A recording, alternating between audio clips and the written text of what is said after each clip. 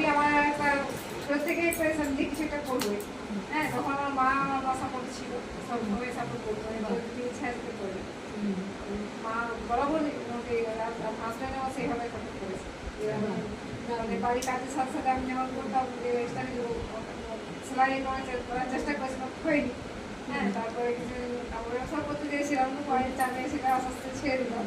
হ্যাঁ, তখন আমার হাজব্যান্ড আমার পাশেই ছিল। এটা কেমন লাগছে? মদিকা কেমন লাগছে? আর মদিকার মদিকা কেমন লাগছে? এটা আমার ভীষণ ভালো লেগেছে।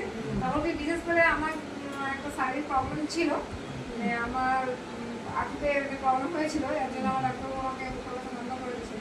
তখন প্রায় এই করোনার সিজনের আগে তখন আমাকে ডাক্তার দেখা গিয়ে একজনের সাথে পরিচয় হয়।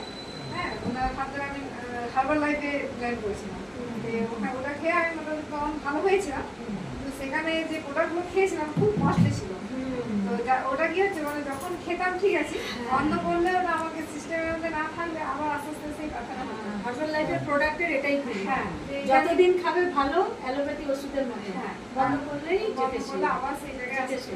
ওইটা নিজের কন্ট্রোল সবসময় রাখতাম, যে ওইটা বাড়তে দিতাম না, যে কোনো অয়েলি খাবার খাবার থেকে আস্তে আস্তে আমি মেনটেন করতাম।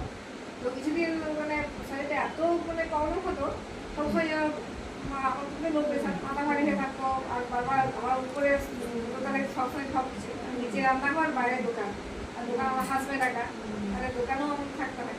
তো বাড়ি প্লাস দোকান মানে এসব ইয়ে করতে করতে আমি নিজেকে প্রচন্ড টায়ার্ড হয়ে যাচ্ছিলাম। আর আঁটুতে ব্যথা হচ্ছিল, কোমরে টায়ার্ড হয়ে গেছিলাম, অল্প লেগে যেতাম কিছু করে একটা সময় নিজেকে। তারপর যখন আমার বাড়িতে এলো, যে এসে যখন প্ল্যানটা শুনলাম, তারপর আমার খুব ভালো লাগলো। আমি যে ওখানে যে এগুলো ডাল শাকটা খেতাম, ওটা তখনই তখন করোনার সময় খেয়েছি, তখন 1100 টাকা করে খেতাম। ওটাও 7টা ট্যাবলেট ছিল। হ্যাঁ, 7টাই ছিল। কিন্তু তারপরে দেখলাম, দেখার পরে তো বললাম না, এটা আমার ওটাটা খুব ভালো লাগলো জিনিসটা। দেখলাম যে আমি ট্রাই করবো, আর শুধু ট্রাই করা না, ডাইরেক্টটা কবে এখানে হচ্ছে বলুন? ডাইরেক্টটা চেষ্টা করছি, চেষ্টা নয়, এই পুজোর আগে মাসের হতে হবে। মধ্যে। হ্যাঁ, প্রচুর প্ল্যান করুন দাদা, একটু হেল্প করুন আপনি। দাদাকে সবসময় বলি। দেখুন, প্রথম এরকমই হয়, স্বামী স্ত্রী একজন করে, আস্তে আস্তে আরেকজন ইনভলভ হয়ে যায়। এই যে আগে ওটিটা শুরু করেছিল, এখন আস্তে আস্তে ধীরে ধীরে ইনভলভ হয়ে যাচ্ছে। আসলে তা না, আমাদের কি হয়েছে, বাবা একবার কোম্পানি যুক্ত হয়েছিল, আরএমডি করতো, সেখানে আবার প্রচুর লস হয়েছে বাবা।